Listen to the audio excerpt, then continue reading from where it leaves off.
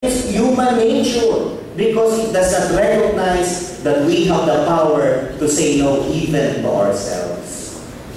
Second, human sexuality, as far as the Catholic Church and the Bible are concerned, is something that is not only good, it is sacred. Ang sexualidad ng tao ay biyaya ng Diyos. Yan ay banal. No? Pero sino lamang ang dapat na mag-take advantage ng sexual pleasure?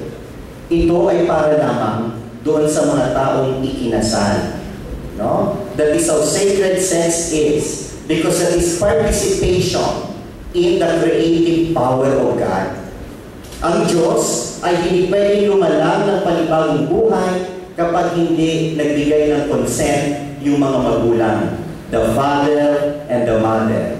No? So, sexuality is something that is sacred. Sa RHB, hindi po kinikilala yan. Doon po nakakalungkot.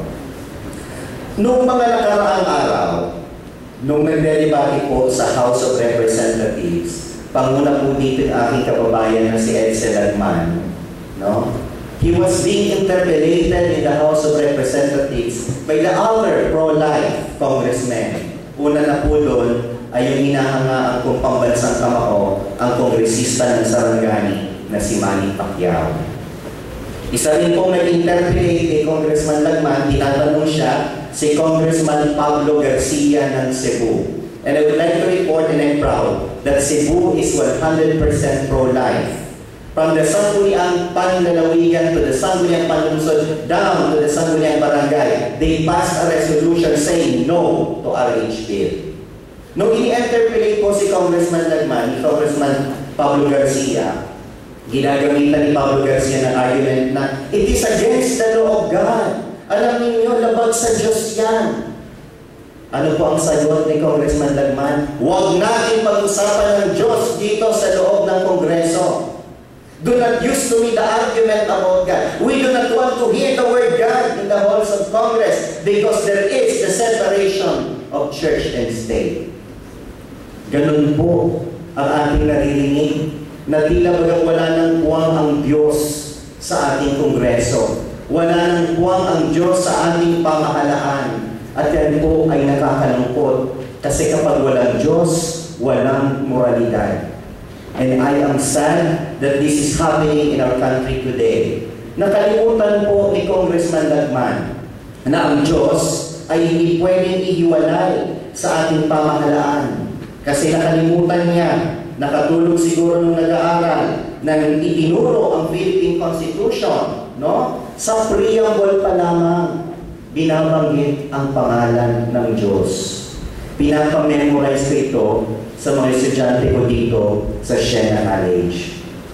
The preamble states, "We, the sovereign Filipino people, imploring the aid of Almighty God."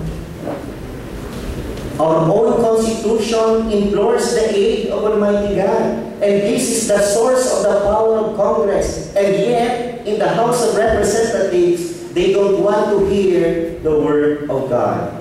Kaya nga po kahapon, tuwang-tuwa ako kay Shamsay Suksok na nanalong third runner-up kasi nanindigan siya para sa ating Diyos. Amen? Amen.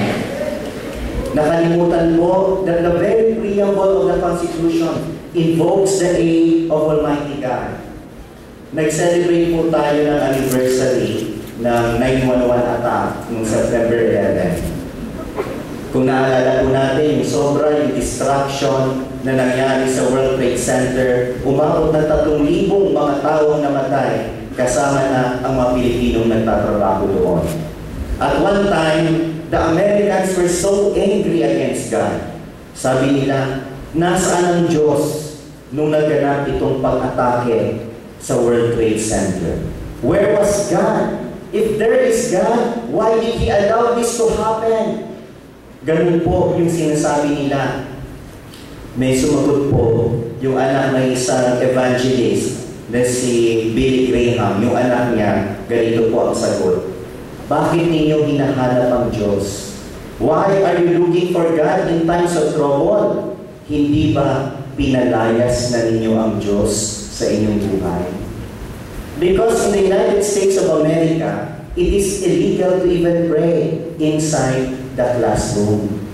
They don't have the need for God. Gagawin ba natin sa ating bayan that we are going to banish God from our midst? Nangyayari na po yan sa ating Kongreso. And so, as Christians, as Catholics, we have to be firm on our opposition against the RH bill because it is not only anti-God, it is also anti-man. Kaya po tayo tumututol. And now, I would like to delve on the constitutional and the legal aspects. As a lawyer, hindi ko lamang tinitingnan ang RH bill bilang isang Kristiyano, bilang isang Katoliko na naniniwala sa ating pananampalataya. Tinignan ko ito bilang isang abogado at nakita ko kung gaano po kataliwas sa sariling batas ang ating RH bill na tinatalakay sa Kongreso. Una dyan, the RH bill is contrary to the Constitution. In what ways? Alam naman po natin na ang Constitution is the fundamental law of the land. No? It is the highest form of law in this country. And no law can be passed that is unconstitutional. If the RH bill is contrary to the Constitution must govern and the RH bill must be rejected because it is unconstitutional. Ano po yung mga provision ng Constitution na nilalabag ng RH bill? Alam po ninyo, ang 1987 Constitution ay bunga yan ng EDSA People Power Revolution. Nakasulat sa ating saligang batas ng 1987 ang pananampalataya ng mga mamamayang Pilipino. So the 1987 Constitution is a pro-life Constitution. This is a Constitution that is the legacy of Corazon Cojanco Aquino, the mother of the present President. And I am sad that the son does not honor the legacy of his mother. I would like to read in Article 2, Section 12, of the 1987 Constitution. Ganito po ang itinatadhana ng ating saligang batas. Article 2, Section 12 states that the state recognizes the sanctity of family life and shall protect and strengthen the family as a basic autonomous social institution.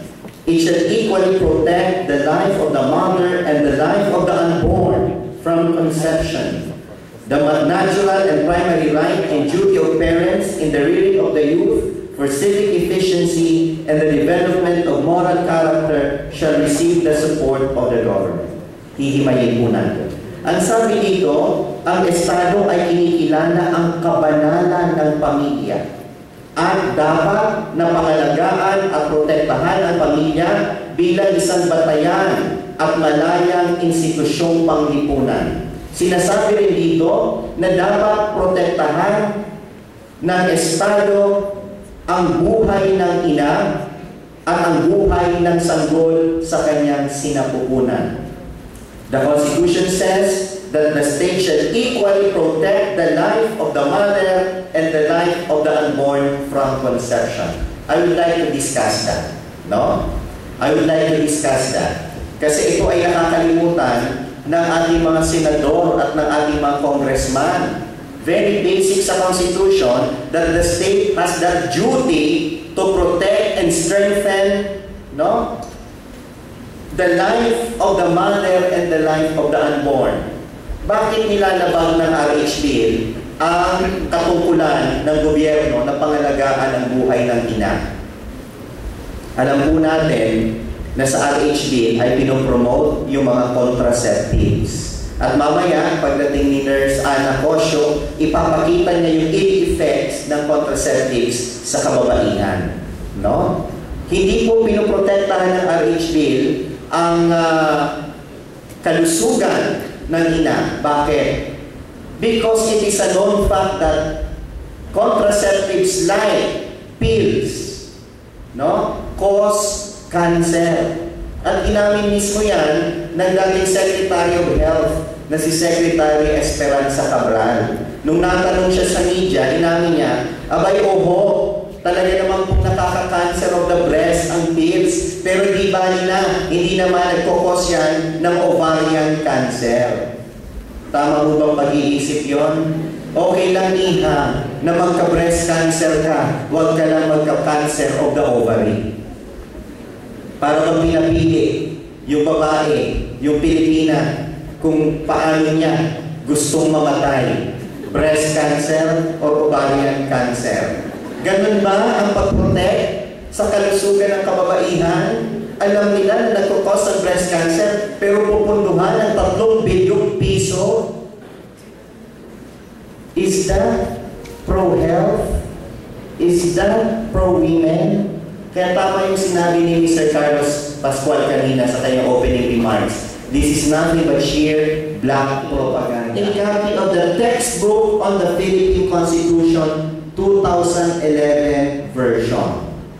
The recent, and I borrowed this from the library of Siena College. At pinapakita ko po ito sapagkat itong textbook ng aking mga estudyante. At gusto kong ipakita na itinuturo ko sa kanila ay tama, nababasa at nasusulat. No? And this is also the textbook that I used when I was in college. And this is the same textbook that is used in all colleges and universities all over the Philippines. Ano po ang definition ng conception according to the Constitution? Dito po sa page 92, sa page 94, ito po ang sinasabi sa annotation. Right to life of the unborn from conception and of the mother. Number 1, commencement of life. Pagsisimula ng buhay. Kailan nagsisimula ang buhay? Human life is commonly believed to begin from the moment of conception, when the female and the male sperm merge at fertilization. Napakalinaw po. Illiterate lamang ang hindi makakaintindi. And so, we have senators in the Senate and congressmen in the House of Representatives who are saying that human life starts at implantation. Tanong ko, bago na implant yung fertilized ovum doon sa uterus, ano yun? Tao ba yun o hindi? Tao yun, hindi yung butiki. Hindi yung pusa. No? At kaya yung mga senador na nagsasabi na ang buhay ay nagsisimula sa implantation ay hindi nag-aral at nagtapos sa Siena College, Quezon City.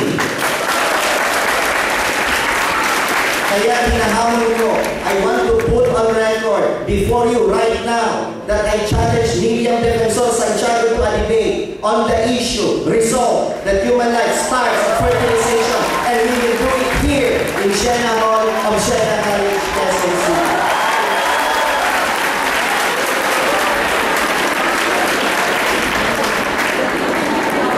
I feel so strongly about this issue because ang pinapalabas nila ng mga senador, para bagang yung mga Pilipino, yung mga estudyante na nag-aaral sa mga pamantasan at kolehiyo, ay hindi marunong umunawa ng saligang batas. Para bagang sinasabi nila, lahat ng profesor ng Philippine government and constitution all over the country are wrong, at siya lamang ang tama.